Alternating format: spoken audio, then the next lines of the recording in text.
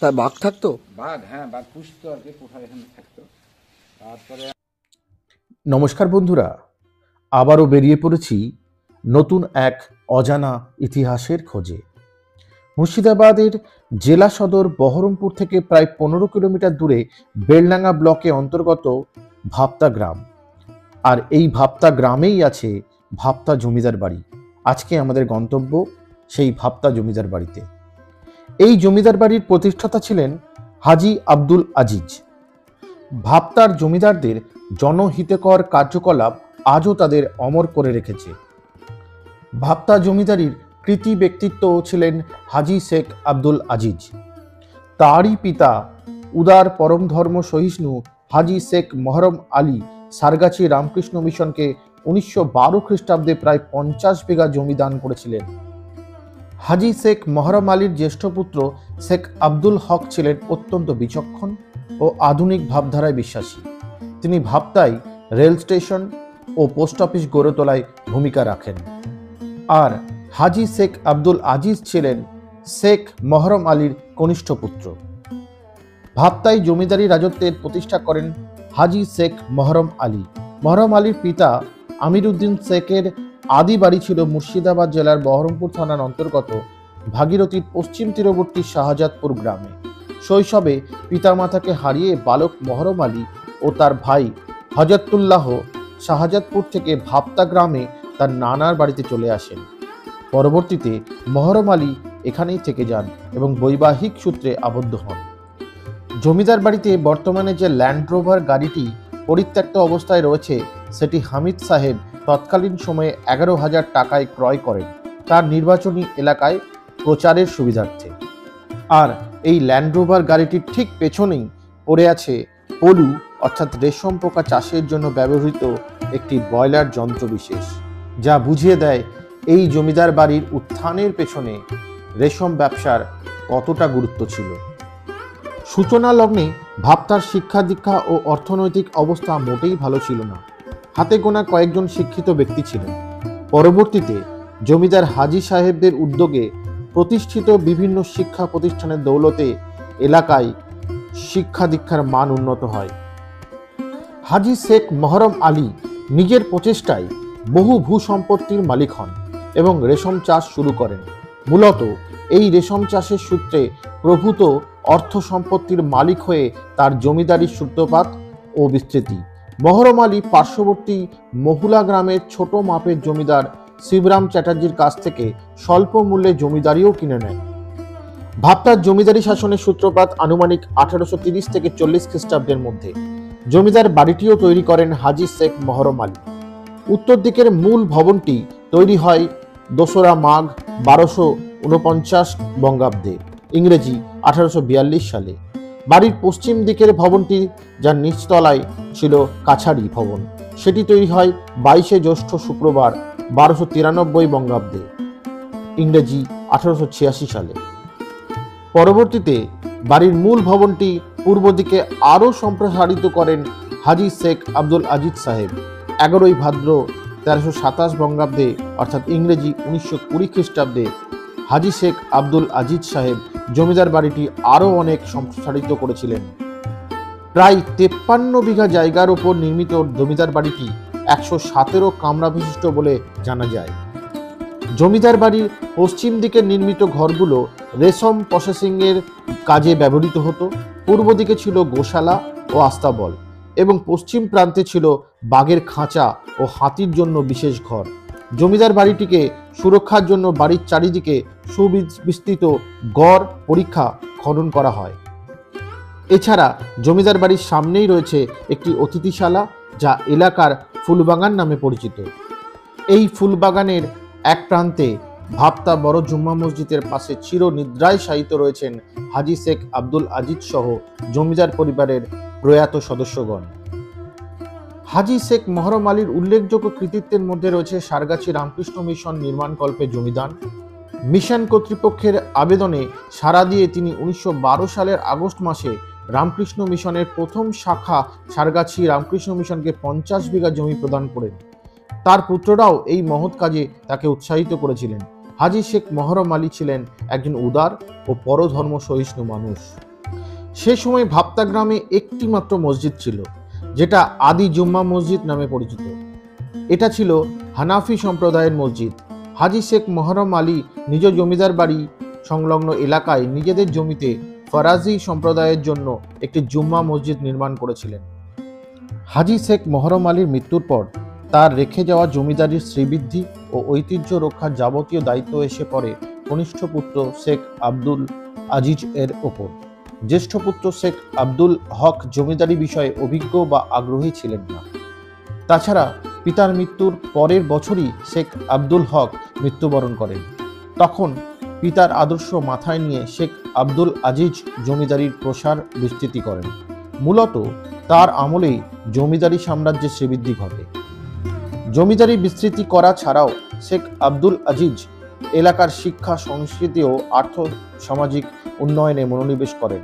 রেশম চাষের পাশাপাশি আজিজ সাহেব প্রজাদের কাছ থেকে খাজনা আদায়ের দায়িত্ব পান এবং ধীরে ধীরে প্রচুর ভূসম্পত্তি অর্জন করেন। তিনি মুর্শিদাবাদের শঙ্করপুর, শেরপুর, চুনাখালী, খড়গ্রাম, বীরভূমের নলহাটি ইত্যাদি বিস্তীর্ণ অঞ্চলে, এমনকি অবিভক্ত বাংলার রাজশাহীতেও জমিদারি বিস্তৃত করেন এবং অনেকের জমিদারি কিনেও নেন। বর্তমান বীরভূমের পূর্বাংশ, মুর্শিদাবাদের উত্তর পূর্ব ভাগ, জেলা রাজশাহী, বগুড়া, পাবনার অধিকাংশ, মালদহের পূর্বভাগ এবং যশোর ও নদিয়ার উত্তর পূর্বাংশ রাজশাহী জমিদারির অন্তর্ভুক্ত ছিল। দূর দূরান্ত থেকে তখন হাতির পিঠে চড়ে খাজনা নিয়ে আসা হতো জমিদারের পাহারাদার ও লাঠিয়াল নিরাপত্তা বাহিনী পরিবেষ্টিত হয়ে। হাজী শেখ আব্দুল আজিজ সাহেব ছিলেন একজন ধর্মপ্রাণ মানুষ। ধর্মপরায়ণ হলেও তার মধ্যে কোনো ধর্মীয় সংকীর্ণতা ছিল না। জাতি, ধর্ম, বর্ণ নির্বিশেষে সকল প্রজাই ছিল তার কাছে সমান। জমিদার হাজী শেখ আব্দুল আজিজ সাহেব একজন শৌখিন প্রকৃতির মানুষ ছিলেন। বাড়িতে তিনি হাতি, ঘোড়া ইত্যাদি পুষতেন। এছাড়া হরিণ, ময়ূর ও প্রায় ৮,০০০ পায়রা থাকত জমিদার বাড়িতে। সব থেকে উল্লেখযোগ্য বিষয় হলো পৃথিবী বিখ্যাত রয়্যাল বেঙ্গল টাইগার হাজী সাহেবের বাড়িতে গর্জন করত। রয়্যাল বেঙ্গল টাইগারের জন্য নির্মিত খাঁচাটি এখনো বিদ্যমান রয়েছে। সেই সময় গ্রামের কোনো মানুষের বাড়িতে টেলিভিশন ছিল না। শয়ে শয়ে মানুষ হাজী সাহেবদের বাড়িতে বায়োস্কোপ দেখার জন্য ভিড় করত। জমিদার বাড়ির অন্দরমহল ছিল বিশেষভাবে সুরক্ষিত ও পর্দাবৃত। বাড়ির মহিলাদের জন্য ভিতরে ছিল আলাদা স্নানঘাট। কোনো পুরুষের সেখানে যাওয়ার অধিকার ছিল না। এছাড়া ছিল আলাদা রান্নাঘর ও বৈঠকখানা। হাজী সাহেব পার্শ্ববর্তী দেবকুণ্ডু গ্রামের আইমুন্নেছা বিবির সাথে বিবাহ বন্ধনে আবদ্ধ হন। আইমুন্নেছা ছিলেন একজন সম্ভ্রান্ত ঘরের মেয়ে। বাংলা 10ই অগ্রহায়ণ 1366 বঙ্গাব্দ, ইংরেজি 27শে নভেম্বর শুক্রবার 1959 সালে সকাল 8টা 45 মিনিটে হাজী শেখ আব্দুল আজিজ সাহেব ইহলোকের মায়া ত্যাগ করে চির বিদায় নেন। মৃত্যুকালে তার বয়স হয়েছিল 88 বছর। তিনি রেখে গেছেন 2 পুত্র ও 5 কন্যা সন্তান। তার মৃত্যুতে এলাকায় শোকের ছায়া নেমে এসেছিল। মৃত্যুর খবর শোনা মাত্র দোকান, বাজার, শিক্ষা প্রতিষ্ঠান সহ সবকিছু বন্ধ হয়ে যায়। তার মৃত্যুর জানাজার নামাজে ভাপ্তা সহ পার্শ্ববর্তী এলাকার হাজার হাজার মানুষ অশ্রুসিক্ত নয়নে হাজী সাহেবকে চির বিদায় জানান। এটা বাঘের খাঁচা ছিল এইটা। তারপরে এখান থেকে এইগুলোতে এইসব ওই পশু টশু থাকতো এখানে। ওইখানে ঘোড়াশালা, এই ল্যান্ড রোভার গাড়িটা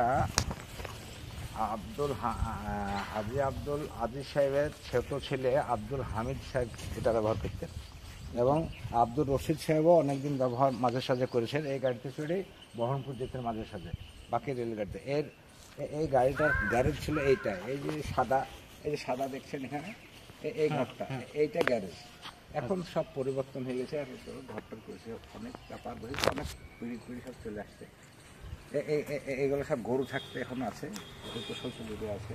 পাশে ওইটা হচ্ছে ঘোড়াশালা, ওই দিকটা ভগ্নদশা হয়ে গেছে, ওটা হচ্ছে ঘোড়াশালা। এই ঘোড়াশালা এই যে এইখানে করে 1956 সালে আব্দুল আজিজ সাহেবকে অপমান করার জন্য হবে সেটা, বা একটা চক্রান্ত। এখানে কিছু লোক এখানে একটা উদ্দেশ্য প্রণীত ভাবে এখানে কিছুটা বোম রেখেছিল। কোথায় বোম রেখেছিল, কারা রেখেছিল সেটা তো গোপনের ব্যাপার, তাহলে তো ধরা পড়লে তো কাজ হতো, তাই না? তো সেটা কেসের মাধ্যমে ফয়সালা হয়েছে। হাজী সাহেব 1959 সালে বোধ হয় এপ্রিল মে মাসে পুরোপুরি বেকসুর খালাস পেয়েছেন এবং 1959 সালে ডিসেম্বরে হাজী আব্দুল আজিজ সাহেব মারা গেছেন। আর 1946 সালে আব্দুল আজিজ সাহেবের বড় ছেলে আব্দুর রশিদ সাহেব, যিনি বহরমপুরের অনারেবল ম্যাজিস্ট্রেট ছিলেন, নন জুডিশিয়াল অনারেবল ম্যাজিস্ট্রেট ছিলেন, উনি মারা গেছেন 1946 সালে। আচ্ছা, 1946 সালে হাজী সাহেবের সামনে তার বড় পুত্র মারা গেল।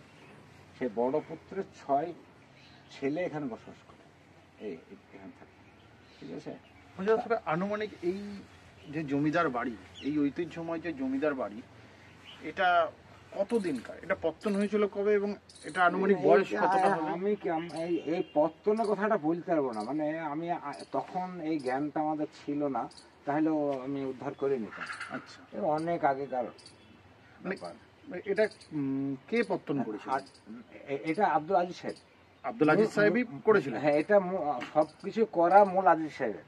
আচ্ছা, ওনার পিতা মূল জমিদার হচ্ছেন ওনার পিতা মহরম হাজী আলী সাহেব। মহরম হাজী সাহেব এখানে পলু ছিল, পলুর চাষ করতেন, ঠিক আছে? এইটা ওই যে মোটা এটা লোহার এটা দেখছেন, ওটা পলুর ছিল। এখানে আমরা দেখেন পলুর এটা টাওয়ারটা কদিন আগেও ছিল এখানে। আচ্ছা, এখানে করে পলুর টাওয়ারটা কদিন আগেও ছিল। তো এখানে পলুর চাষ হতো। তা মহরম হাজী সাহেব পলুর চাষ করতেন, ব্যবসা করতেন। তারপরে কুঠিতে, সুজাপুরের কুঠিতে যাতায়াত করতে করতে যাই হোক এই জমিদারি তাদের আসে। এনাদের আসল বাড়ি হচ্ছে গঙ্গার ওপারে। ওনাদের যে জমিদারি যে উত্থান, এটা এই রেশম ব্যবসা থেকে? হ্যাঁ, রেশম ব্যবসা থেকে প্রথম ওই পলুর ব্যবসা থেকে। পলুর ব্যবসা থেকেই মানে এই জমিদারির উত্থান এবং উত্থান। হ্যাঁ। আর এইটা দেখেছেন, এটা হচ্ছে আপনার ওখানে গিয়ে গড়, পিছনে একটা গড় আছে, মানে বহিঃশত্রুর আক্রমণ থেকে বাড়িকে রক্ষা করার জন্য বাড়ির চারিদিকে পরীক্ষা খনন করেছেন। মাঝে একটা দ্বীপ আছে, এখানে গেলেই দেখতে হবে না, তারা শুনে যায়নি। এই হচ্ছে ব্যাপার। এবং আমি হাজী সাহেব সম্পর্কে যেটা শুনেছি যে উনি অনেক দান করেছেন এবং ওনার দানের জন্য আমি আস্তে আস্তে অনেক মানুষের কাছেই শুনছিলাম যে বহু জায়গায় অনেক দান করেছেন। তো সেই সম্পর্কে আপনার কিছু ধারণা? সমাজ সেবামূলক কাজ তো উনি অবশ্যই করে গেছেন। উনি না করলে এখানে কিছু হইতো না, কেউ ছিল না তো করার মতো। আচ্ছা, উনি যেমন প্রথম সারগাছিতে রামকৃষ্ণ মিশনকে প্রায় 65-70 বিঘা জমি দিয়েছেন। তার আগে 1889 সালে উনি ভাপ্তা বাজারে ওনার ছেলের নামে ভাপ্তা রাশিদিয়া নিম্ন বুনিয়াদী বিদ্যালয়, যেটা এখন ভগ্নদশায় পড়ে আছে, এবং এটা সরকার বলেন বা এই বর্তমান মানে সব কাউন্সিল কি আছে তাদের হাতে বলেন, স্কুলটা ভেঙে পড়ে আছে। এখন তো টাকা শুনতে পাই ওটা কানে, টাকা 31 লাখ টাকা জমা আছে, কিন্তু সেই স্কুলটা এখন তো হচ্ছে না। চলেন বাজার আপনার দেখিয়ে দিচ্ছি। হইলো তারপরে উনি নিজের নামে 1927 সালে ভাপ্তা আজিজিয়া হাই মাদ্রাসা করেছেন, যার এরিয়া 25 বিঘা। সামনে বল খেলার একটা মানে ফুটবল ময়দান দিয়েছেন, যার এরিয়া মিনিমাম 9 বিঘা। তারপরে ওনার ছেলে আব্দুল হামিদ সাহেব, সে ভাপ্তা হাসিনা মেমোরিয়াল গার্লস হাই মাদ্রাসা করে গেছেন, এখানে সবই। তো ওনার অবদান তো বহুত আছে, নাই বললে তো হবে না। এখানে ভাপ্তা রাশিদিয়া লাইব্রেরি ছিল, এই রাস্তা সম্পর্কে ভেঙে গেল। এখানে এইটা আপনার ওই রেশমের ওই পলুর কাজে, আগুনের কাজে লাগতো বয়লার। এইটা আমরা তো সবকিছু জানি, দেখিনি চোখে, কিন্তু আমরা এই প্লাগটা দেখলাম। এখানে যে প্লাগটা ছিল আপনার রেশমের, এখানে প্লাগটা ছিল এই কদিন আগে এটা ভাঙবে, মানে সব ভেঙে পড়ে গেছে না। এইটা ছিল আপনার কাচারি বাড়ি। আচ্ছা, হ্যাঁ, মানে কাচারি বাড়ি বলতে এটা জমিদারি আমলের জমিদারি শেষটা যে মাহাল সব তার অধীনে ছিল, এখন যেমন সরকারের অধীনে, তো সরকারের তো কাগজপত্র আছে। তো এইখানে যেন ওই ঘরে সমস্ত মাহালের কাগজপত্র ছিল। এই ব্রিটিশের আমল আমার দাদুদের কাগজ, আমার বাপদের কাগজ আমরা এখান থেকে নিয়েছি, এই ঘরে সব ছিল। এখন আছে কি নাই, কি ব্যবস্থা করে, সবাই তো মরে, 6 ভাই কেউ বেঁচে নেই, সবাই মারা গেছে। আর এই যে সামনে যে বিল্ডিংটা দেখতে, এই বিল্ডিংটা আমি সঠিক জানি না, পলুর কাজে কিছু কাজে লাগতো আগে। এখন এই কাঠ ফাট সব আমরা দেখলাম, কাঠ ফাট সব ভরে রাখতো এনারা, তো কাঠের তো প্রচুর কাঠ ছিল, প্রচুর গাছ ছিল। হ্যাঁ, এরিয়া তো বিশাল। তাও এই এই জমিদার বাড়ির আনুমানিক বয়সকাল কিরম হবে? এইটা আমি কোনো মতে না জানিয়ে ঠিক মানে একটা লোক বেঁচে নাই। মানে এটা আমরা বললাম 1889 সালে প্রথম উনি একটা প্রাইমারি জুনিয়র হাই স্কুল করেছেন। আচ্ছা, তাই বুঝেন আপনি, তখন তো উনি প্রতিষ্ঠিত এসব বাড়ি হওয়ার পর। আর 1897 সালে হয়েছে রামকৃষ্ণ মিশন। তার মানে অতটা জমি তখন দিচ্ছেন উনি, 65-70 বিঘা বা 50 বিঘা জমি একটা একে দান করছেন 1897 সালে। তাহলে তার কত আগে উনি প্রতিষ্ঠিত হয়েছেন তাই ঠিক কিনা, এটা স্বাভাবিক হিসাবে আসবে। উনি প্রতিষ্ঠিত হইতে নিজে না পারলে তো অতগুলো সম্পত্তি দান এমনিই করেননি। এই যে 1927 সালে যে 25 বিঘা জমির মধ্যে ওনার নিজের নামে মাদ্রাসাটা করেছেন, হাই মাদ্রাসা। এখানে ভিতরে একটা মেয়েদের জন্য পুকুরও আছে, আচ্ছা, যেখানে বাইরের কোনো লোক দেখতে পাবে না, পেত না, প্লাস বাড়ির পুরুষরাও সেখানে গোসল করতো না। আচ্ছা, এমন একটা সময় এ বাড়ির এই ছিল, বুঝলেন তো? বিষয়টা এরকম ভয়ঙ্কর বলাটা ঠিক না। আচ্ছা। আর এখন ধরুন সব অনেক সে লাতিতে ভাগ্যে হয়েছে, তো আমরাও অনেক দিন আসিনি। এখন ঢুকতে গেলে রাস্তাটা আমি চিনি, কিন্তু ঘটনা হচ্ছে সে সব ভাঙাচোরা, বুঝলেন তো? ব্যাপারটা হয়েছে এইরকম, এরা সব এইসব ধরছে আলাদা আলাদা এইসব নিচে কেউ থাকতোই না, বুঝলেন না? এই নিচে কোনো বসবাস ছিল না, নিচে না সব ইদানিং সব উপরে বাস করতো, প্রত্যেকে 6 ভাইয়ের প্রত্যেকে উপরে বাস করতো। এখানে পাশ দিয়ে একটা সিঁড়ি আসা, জানতে বুঝলেন? ওইটা এইটা ছিল মেয়েদের, এখানে খেলাধুলা করতে পারি মেয়েরা। এইগুলাতে ওই রান্না বান্নার কাজ, ওখানে হয়তো কাজের লোক থাকতো, প্রচুর কাজের লোক। এইটা গোপন সিঁড়ি না, এটা দিয়ে না, ওইটা ওই পেছন দিকে এখানে রান্না বান্না, এইটা রান্না। হ্যাঁ এর রান্না বান্না ভয়ঙ্কর।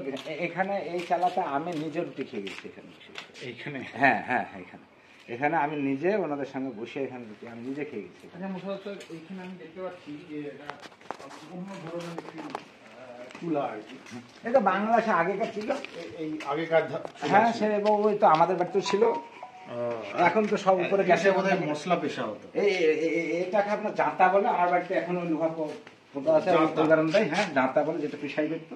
এখন আর এইসব এখন প্রচলন নেই, প্রচলন নাই। এই দেখেন মেয়েদের গোসল করা বা ব্যবহার করা পুকুরটা আপনার দেখুন,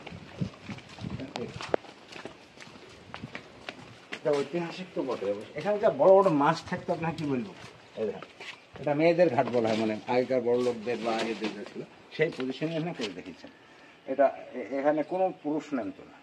আচ্ছা, সেই পুরুষ নামতো না সেই সময়, এবং মাছ থাকতো, বড় বড় মাছ থাকতো। আর এটা হচ্ছে বাড়ির বাগান বলা হয়, এই বাগানটাকে বলা হয় বাড়ির বাগান, বুঝতে পেরেছেন তো? এর পিছনে আপনার ওই গড় বা পরীক্ষা খনন করা হয় চারিদিকে, ওই দিক দিয়ে আপনি যে বাইক নিয়ে গিয়েছেন ওই দিক দিয়ে এইটা। আর দিকটা আছে আপনার ওই সোজা করে ওইখানে মাঝের দিকটা আছে, এই হচ্ছে ব্যাপার। সত্যি এগুলো ভাবলেই খুব থ্রিলিং লাগে, অদ্ভুত সেই সমস্ত পুরনো দিন আর কত ঐতিহ্যময় সব, মানে এই যে সব পুরনো সব হ্যাঁ আসবাব এবং সব ফার্নিচার দেখছি সব কাঠের রাজা এরা, বুঝতে পারলেন? হ্যাঁ। কাঠের রাজাও বলতে হয় না, কাঠের একটা কাঠ ছিল 50 বছর, বিশ্বাস করবে না মানুষ, 50 বছর আগেকার কাটা কাঠ আমরা দেখি, তারপরে ব্যবহার করেছি, পড়ে থাকছে। এদের বাড়ির আগেকার কাঠ আপনার অটোমেটিক নকশা বেরিয়ে, এইটা দেখে তো আমি খুব অবাক হয়েছি। হ্যাঁ। এই যে কারুকার্য, হ্যাঁ এই এই এটাও কি এটা লোকাল শিল্পী করেছে? হ্যাঁ। এটা তো মনে হচ্ছে না, এটা মনে হচ্ছে আমি কি বললাম আপনাকে, লোকালও ছিল এবং বাইরেও ছিল। ইভেন এই নকশাটা আপনার বাইরে হিসাবে যে নকশাটা দেখেছে, এ কি নকশা দেখতে বাইরে নকশাটা আপনার দেখে, যেটা ফুল বাগান বলা হয়, শখের বাগান। আচ্ছা, যেটা ফুল বাগান বলা হচ্ছে, যেটা শখের বাড়ি আব্দুল হামিদ সাহেবকে করে দিয়েছিল, এখন ওখানে মানুষ বাড়ি করে, ওই যে ওই ওর নকশাটা দেখবো। এইটা ছিল পোস্ট অফিস, এটা পোস্ট অফিস, এইটা পোস্ট অফিস, ঠিক আছে? আমি নিজের চোখে এখান থেকে পোস্ট অফিস, এটা ছিল পোস্ট অফিস, আর এটা ছিল আপনার পঞ্চায়েত। এটা পঞ্চায়েত আমাদের চোখের সামনে। এটা পঞ্চায়েত। ভাবটা রাশিদিয়া নিম্ন বুনিয়াদী বিদ্যালয় সারগাছি চক্র 37 নম্বর। এই দেখেন লেখা আছে 1889 সালে। এটা প্রথম এখানে একটা শিক্ষা প্রতিষ্ঠান ভাবতে হয়েছে, আব্দুল আজিজ সাহেব তার ছেলের নামে করেছে। এটা হচ্ছে ওনার এই জায়গায় জাঁতা কলে পড়ে কি বলে ঘেড়া কলে পড়ে জাঁতা কলে পড়ে আজকে সব জায়গা হয়ে গেলে স্কুলটা হচ্ছে না।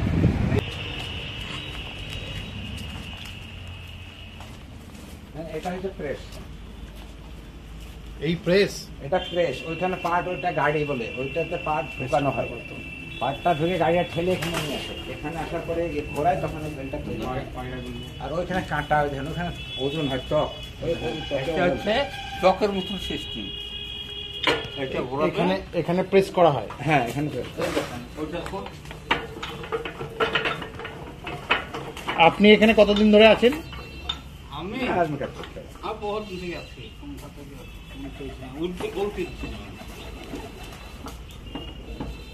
আমি বহুত দিন থাকি ওদের কাজ করতে আমাকে মুসা সাহেবদের। আচ্ছা, ওদের কাজ 25 বছর করেছি। এটা তো সেই আমলের নাকি এটা মেশিনটা? কি সেই আমলের তো? হ্যাঁ প্রেস সেই আমাদের আছে। মেসি সেই মানে এই প্রেস হচ্ছে সেই জমিদারি আমলের। হ্যাঁ হ্যাঁ তখনকারই press। মানে জমিদার, হ্যাঁ জমিদার আমলে। সেটা এখনো চলছে? হ্যাঁ ভাবা যায়। আর তখনকার অসাধারণ। কাজ আপনি কি বলছেন, তখনকার আমলের যে কোনো জিনিস যার ঘরে আছে তার সঙ্গে আজকে কোনো তুলনাই হয় না। সত্যি তখনকার তাই। লোহা কতটুকু জং ধরেছে দেখেন, নতুন দেখছি এই জিনিস। তখনকার লোহা কতটুকু জং ধরেছে তাই দেখেন। আর সত্যি এখনকার তাই। লোহা 7 দিন ঘরে রাখেন জং ধরে যাবে।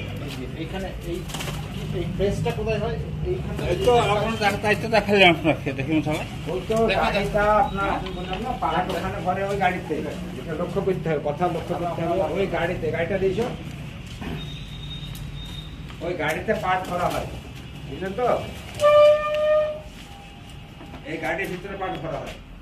এবার আচ্ছা। গাড়িটা পূর্ণ হয়ে গেল, ওজন করে নিয়ে আসা হয়।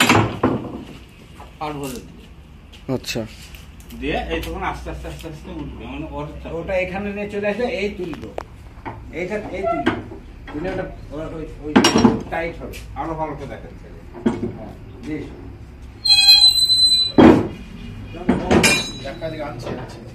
বন্ধ করে দিলি, বুঝতে পারলেন? খুলিয়ে এই ভিতরে পান ভরা থাকলো। এবার এই যখন নিয়ে যাচ্ছি তখন ওই আস্তে আস্তে আস্তে আস্তে এই যে চাকি তুলে দিল, তো এখানে যে তখন চাপ দেবে, এখানে চাপ দেবে। আচ্ছা, কি অসাধারণ।